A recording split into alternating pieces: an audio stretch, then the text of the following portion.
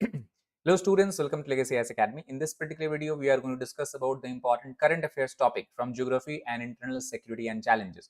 The first topic that we are going to discuss today is about Sapt Dhara. Now we know that recently on 15th of August, Prime Minister Narendra Modi from the ramparts of Red Fort has given this particular slogan of Sapt Dhara and Panch Pran. So let us try to understand what basically does he mean by the term Sapt Dhara.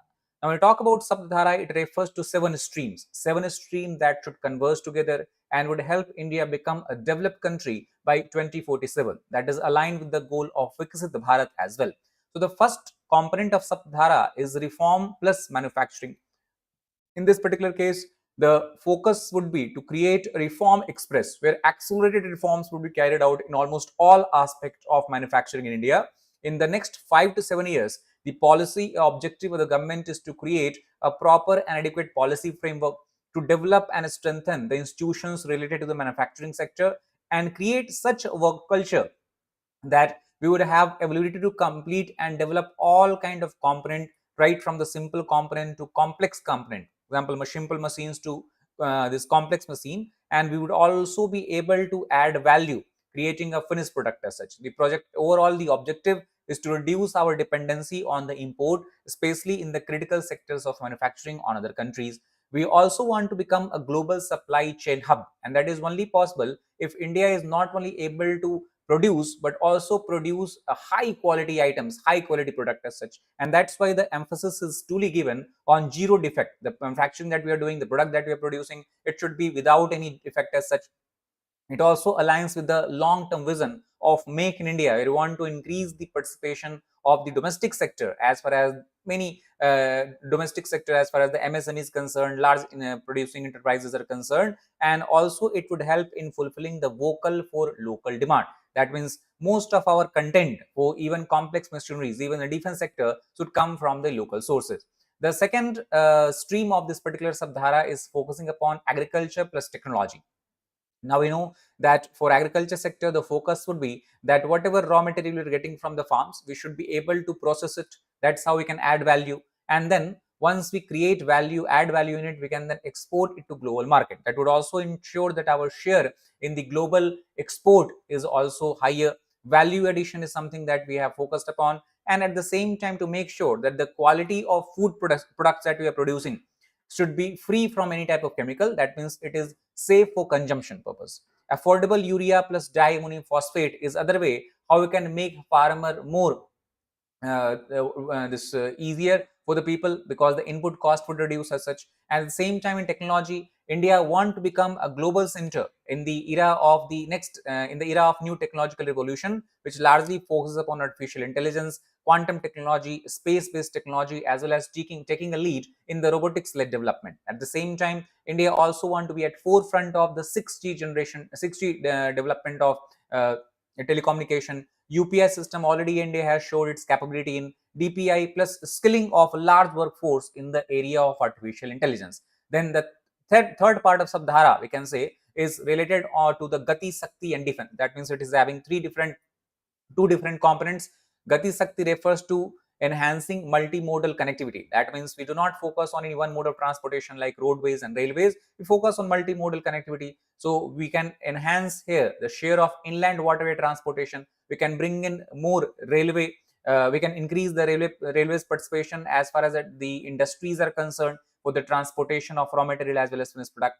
And at the same time, airports can also act as a link connecting the remote areas of India. At the same time, for the export or import-led development, modern logistic plus port-led development, as we already know about the project Sagarmala, to some extent it will also be subsumed here. Defense Atmanirbharta is the other focus that we have for this particular Sapt Dhara, where the focus would be on taking a lead in the modern modes of warfare, which largely depend upon drones, as we have seen in the both Russia-Ukraine war, Iran versus Israel war, and even after the Operation Sindoor, Pakistan sent a swarm of drones. So both to have capability to send drones as well as to ensure that we are able to protect our critical infrastructure as well as population from the drone attack, we need to develop counter drone system as well. We have taken many good initiatives in this area, but more is required. At the same time, hypersonic defense plus giving equal importance to cyber security also is one of the major goal here. Then The next stream is focused upon green plus blue economy. When you talk about green economy, that means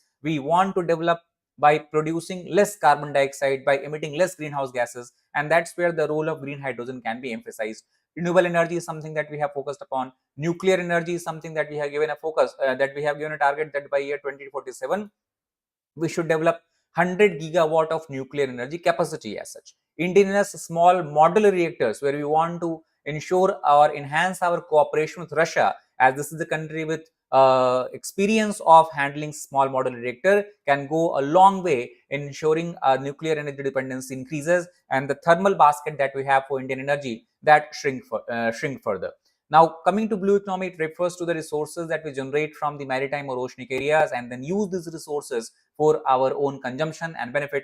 It will also give rise to coastal tourism, plus focus upon ocean technology. Samudrayan mission can be considered as the one best example of this, as well as to ensure that the critical mineral supply chain India has always access to. This is the Sapt Dhara, sixth as such. And now coming to the last, that is to portray and project India's soft power, which India is known for. So example can be yoga plus Ayurveda. We know that already the entire world celebrate International Yoga Day on 21st of June. That largely was because of the initiative taken by India and the United Nations as such. Plus India has been at the forefront of culture plus tourism, as well as it can showcase its handicraft technology that would also help putting tribals into the mainstream market as such. Films, BFX, animation plus gaming, because of the large number of labor force that we have, we can skill people in this area, and then we can use these skills and use these people to get the work that can be outsourced from all across the world, for example Western Europe as well as United States of America.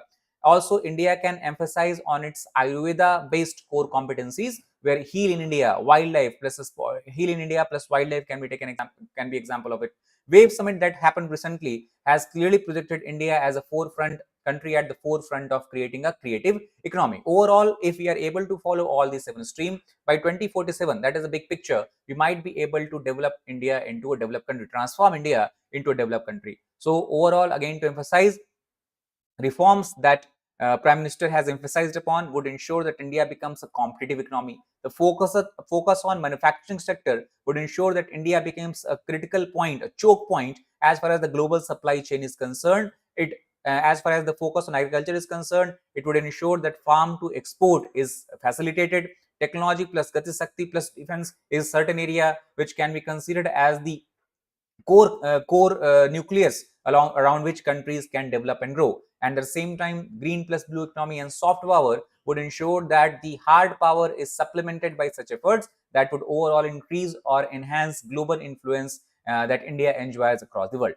The second topic is related to big win for India. Sajjad Bhatti network was busted. Now, what is Sajjad Bhatti network, and what do we mean by term busted? So first of all, as we look at the tweet that was posted by Amit Shah, the Honorable Home Minister of India. So he has stated that Modi government has destroyed the ISI-backed terrorist Bhatti network ahead of Independence Day, as it was planning for several subversive attacks across the country as such. Indian security forces have ripped apart the entire network by launching coordinated operations across multiple states. So first of all, you talk about Sajjad Bhatti. He was responsible for running a Pakistan-based terror syndicate. It is also argued that he was backed by the Inter-Services Intelligence, the intelligence agency of Pakistan, by providing them funds, the weapons and all that. And this network definitely has a cross-border link. The reason is because the arms and ammunitions that police has busted from this organization clearly has a mark that it was manufactured in Pakistan Ordnance Factory. Grenade, IED, petrol bomb attacks, these were some of their heinous plan that they were planning to do across the country in different occasions as such. Targeted killing is something they have been involved in the past as well. Many FRIR, more than 100 FIRs have been registered against the operative of this particular gang. So overall, it was carried out by the recce or reconnaissance of police defense, reconnaissance of police. They are also carrying out reconnaissance of the critical defense and religious sites in India, possibly to target them in the future attack as such. Now, as far as the espionage and terror infrastructure is concerned, local conduits were being recruited by them. Surveillance and reconnaissance was being carried out with the local population. They were being paid money, and based on this intelligence information that they gather, they used to carry out attack or in the future plan to carry out attack. CCTV cameras was used for espionage purposes, cross-border coordination was being seen, and the local network was clearly involved in the terror activities here. On the 12th of August, a multi-state operation was launched where real-time intelligence was shared across the police, across the country, across the different state, and at the same time we see center-state coordination here as well. Central government coordinated with the state government. How? So here you have involvement of central security agencies as well. And operation, you can understand the scale of this operation because it was launched across 14 states of India, and in this operation overall 253 detentions were carried out. Fresh FIRs were filed across many regions of India such as Delhi and Karnataka, and several guns, improvised explosive devices, grenades carrying markings of Pakistan Ordnance Factory, pistols plus live cartridges, aspirants CCTV equipment, all of these were recovered from the members of this group, members of this particular gang. So by looking at all this recovery, you can clearly understand that they were planning something big in India in the coming days. At the same time, the people who have been arrested, on them they have actually been charged with several act or under several act. First is the umbrella legislation that is called as Unlawful Activities Prevention Act of India. Then we have the Bharatiya Nyaya Sanhita. Then we have the Arms Act. Then Narcotics, Drugs and Psychotropic Substances Act that deals with the drug crime, and at the same time Explosive Substances Act. So under various legislations or the acts of government, they have been charged for. Now, what is the significance of this particular move as far as India's internal security is concerned? So we know that even though when you talk about internal security of India, there is a clear effect of cross-border link here. Pakistan has been always involved in providing aid and support to all destructive elements within India, whether it is the northeast insurgents, whether it is the Naxals in the central and eastern part of India, or whether it is a militant in Jammu and Kashmir, or any terrorist organizations or organized crime syndicate for that matter. So obviously, the disruption of cross-border trade terror network we will see because of the crackdown on this particular gang. Intelligence-led preventive action, it is a clear example of it, that if you have intelligence, you collect intelligence and you focus upon actionable intelligence. This operation is a clear example of the success of actionable intelligence effort. At the same time, center-state security coordination can clearly be seen here. Plus, terror financing plus recruitment networks, it has been targeted. So we did not only targeted the physical infrastructure, we did not only arrested the people here, but at the same time we also have taken a strong action against the financing of terror, which also is one of the objective of financial action task force as such. And by doing such acts, by taking such action, India has clearly sent a message that it will have zero tolerance as far as cross-border terrorism is concerned. Any gang, any organization, any individual who is associated with such kind of destructive activities, they would face the wrath of Indian justice system and Indian security forces. The third topic that we have to discuss about is the 15th edition of India-Thailand Joint Military Exercises, that is called as Exercise MAITREE. Now, if you look here, this is the map of Thailand, and somewhere you look this area, this is the region that is referred as Surat Thani. I can write here. So Surat Thani is the name of province in Thailand. That's where the 15th edition of this joint military exercises recently has concluded. Now, if you look at some of the key facts of exercise MAITREE, so first of all, it is a bilateral exercise. Bilateral exercise means that it is held between Indian Army and the Royal Thai Army as such. The focus of these particular exercises are to ensure and enhance cooperation and interoperability, not necessarily to fight a common war, but also to carry out humanitarian assistance and disaster relief operation, HADR operation it is called as, to ensure that people who are stranded in the oceanic areas, especially in the Andaman Sea and all that, Indian Army and the Thai Army can launch joint operations there to rescue them and all. 2016 was the year when this particular Thailand-India joint exercises was launched, but in 2013 this joint exercise was renamed as Exercise MAITREE. MAITREE is clearly reflecting toward the word itself reflects the friendship, strong friendly ties that existed between India and Thailand for centuries as such. Now, as every other bilateral exercise, generally it is held alternately between India and Thailand. So 1 year if it is in India, next year it will take place in Thailand. Now, as far as the participation and operational focus is concerned, each side has contributed about 85 personnel from this area. From the India side, the participation is seen by the 9 Gorkha rifles, while from the Thailand side, we have seen participation of the 2 battalions. One is the 3rd Battalion, other is the 25th Infantry Brigade as such. So this is a company level exercises, and overall the focus of this exercise to learn something, basically understand the working of each other, especially in the context of jungle and semi-urban terrain. That's where the modern threats also emanate largely from. As far as training and knowledge exchange is concerned, the focus was also in carrying out counterinsurgency operation, counter-terrorism operations, and this all exercises was carried out under the Chapter 7 of this UN Charter, where close cooperation between various different countries and even at regional scale is promoted as such. Also, focus was to carry out tactical drill and joint planning in case of a joint counterterrorism operation. Not only there was exchange of skill and this understanding, it also saw the exchange of equipment and technology, where both military forces understood what kind of equipment and technology other side uses and how and why can it be benefit as such. So when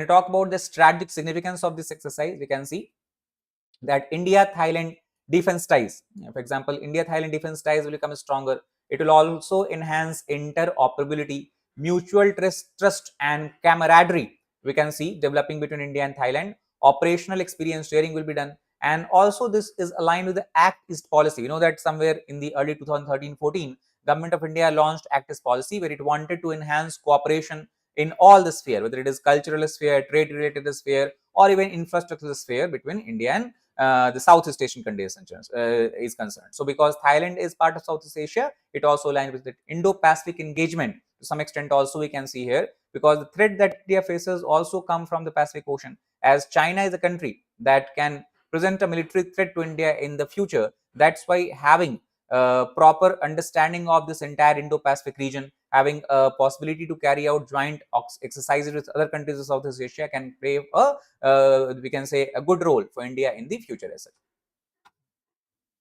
Now, next topic that we have discussed about is the positive indigenization list, also referred as PIL. So when we talk about the PIL framework, PIL basically was first of all introduced in the year 2020. So it was focused upon having a time-bound import embargo. The overall objective of this entire framework is to ensure that the defense sector mainly reduce the import dependency on other countries and procure more material, more content from the domestic manufacturer. Existing platforms that you have, they focus on component indigenization as such. Citizen portal is the main this portal across which you have the connectivity between industry and defense public sector undertaking. That means it is on this portal, defense public sector undertakings, Indian Defense Department, military and all, they can provide the facilities and opportunities for the MSMEs and other industries to cooperate here. They will give that what kind of component do they require, what kind of machineries and equipment do they require. Based on the fulfillment of those goals, then it can be procured if it is able to satisfy the quality marking. So successful development later leads to domestic procurement as such. Now when we talk about the sixth PIL coverage, so AIR, we have ALH Dhruv, LUH, that means the PIL is focused upon all the spheres of Indian military, whether it is Air Force, Indian Defense, that means when we talk about the Indian Army or even talk about the Indian Navy as such. So LH Dhruv, LUH, Sukhoi 30 MKI, LCA Tejas, Armor T-72, T-90, BMP-2, missiles Conkers M, Invar, MRSM. Naval is, we talk about the naval affair, warship component also is seen here. Electronics, radar, sonar, fire control and SATCOM. So in various sphere we have the indigenization. Now the scale and progress we talk about, overall on the citizen portal itself, more than 30,000 plus items have been offered, 15,700 plus successfully indigenized as such. Import substitution is being seen for a overall sum of 9,000 crores, and 10,000 crores of order have been received by the domestic vendor as such. Defense export talk about, so we have 23,622 crores, fiscal year 24-25. Now if you look at the strategic platform, indigenization gap, Sukhoi 30 MKI, 30% AL-31 FP hot section component has been imported. For LCA Tejas, that is light combat aircraft Tejas, radar plus EW plus mission system has been procured domestically. Similarly, for the T-90, T-72 Visma TAC, MRSAM that we have, medium this range surface to air missile. For that, seeker is required. It seeks the target that it has to neutralize. Guidance sub-assembly we can also see here. ALH Dhruv, when we talk about avionics plus transmission component has been imported. Industry ecosystem, talk about 9 DPSU, that means defense public sector undertakings. These are the defense public sector undertakings which are involved here. MSMEs, we talk about precision components plus electronics they have provided. Similarly, IDEX has emerged as a very important platform where a startup driven defense innovation is being recorded as such. And the importance of this particular scheme can be understood from the fact that over 400 plus startups have been supported by from this particular this PIL as such. And most importantly, we have development of entire defense corridor, where all the way from Uttar Pradesh and north to Tamil Nadu and south, many companies have facilitated the production of different sensors, equipment and machineries up up to which till now on which we have the dependency for import as such. However, there are certain critical challenges that we should also be aware about. First challenge is about quality versus speed. Critics argue that though the scheme was launched in 2020, still the amount of material that we have produced domestically is not up to speed as such. Many times the material that is produced by the MSMEs all, they are not up to par, that is, they are not part of the imported materials that we get from the other country as such. At the same time, there is a gap in the technological depth that has to be fulfilled. Then only we can not only focus on quantity but also will focus and will be able to provide quality. Third is provision related to import waiver. Fourth is advanced manufacturing plus research and development gaps that we see here. So advanced manufacturing plus R&D gap. Way forward is what we have to focus more and more on research and development. We have to ensure that private sector participation is in this enhanced, and assured procurement is being seen here as such. Now coming to terrorism and social media. So when we talk about terrorism and social media, why social media is a force multiplier?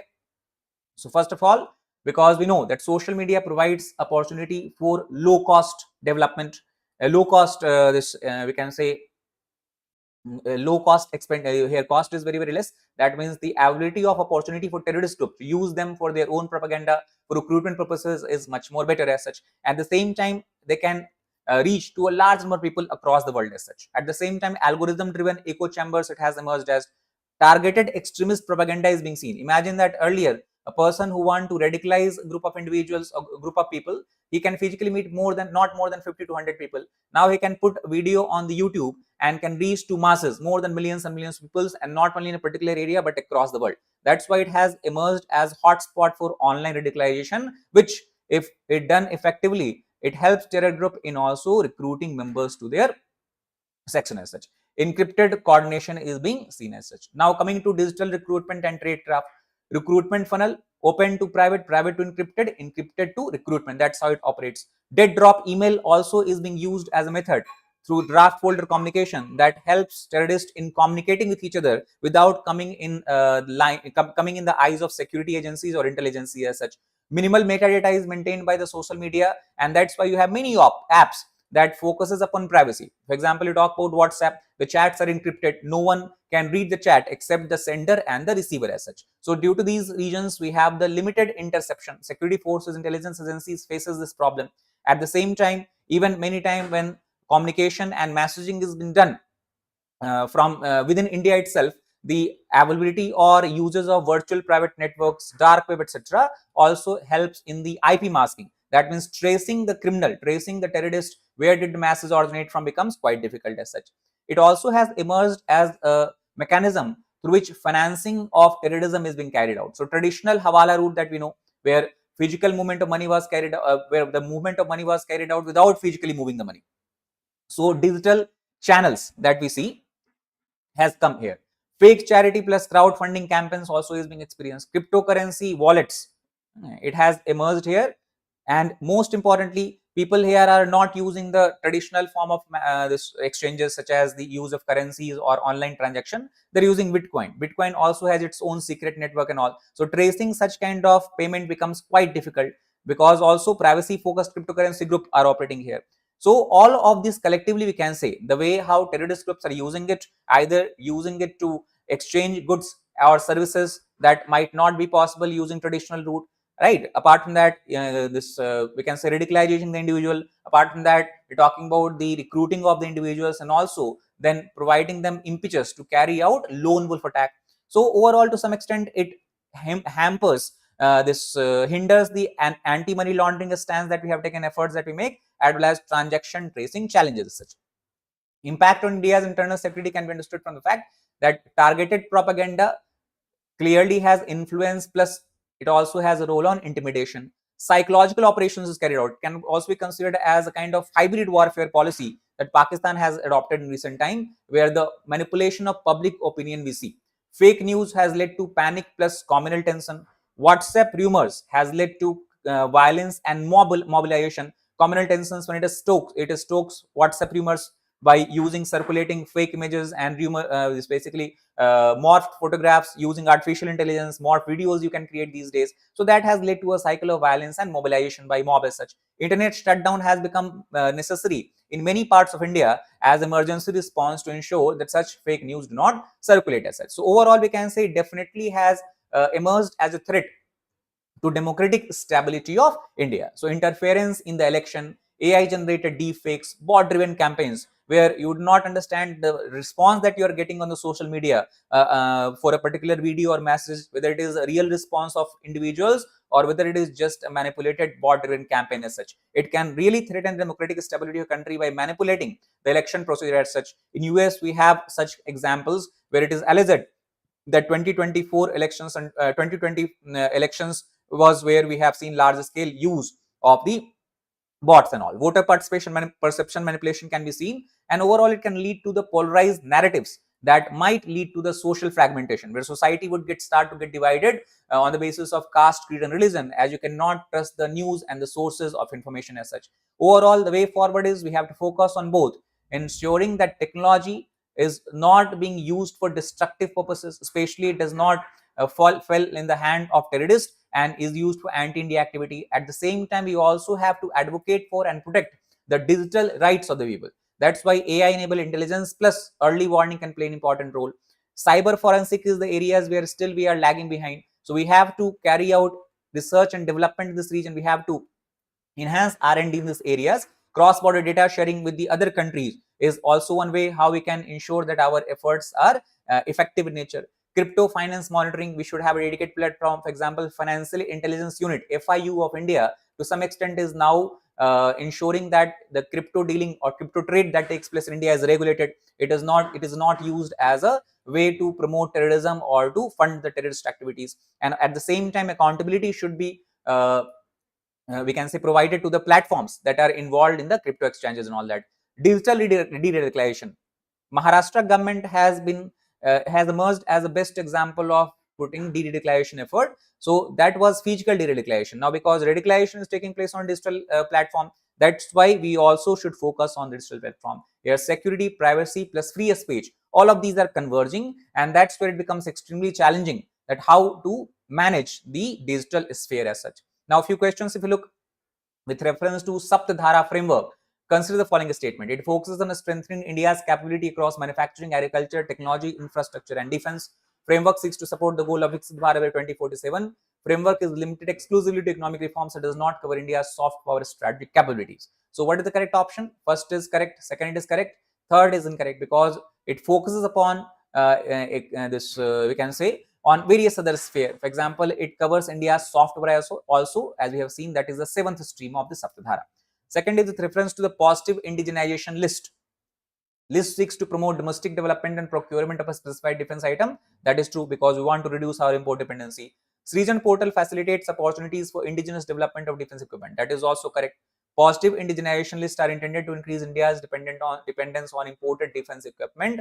That is false because we want to decrease our dependency on imported defense equipment as such. So B is the right option. Consider the following statement regarding recent counter terror operations against the Shahjad Bhatti network. It was described as Pakistan-based ISA-backed terror syndicate. That is correct. Crackdown involved coordinated operation across multiple states, as we have seen. Multiple states were involved here. Recoveries reported including IEDs, grenades, yes, because it was made in the Pakistan Ordnance Factory, firearms such as pistols and surveillance equipment such as CCTV cameras. Countering such network require only military action, does not involve state police or necessary mechanism. That is purely incorrect. We have seen here involvement of the state government agencies plus central government agencies. So correct option is B.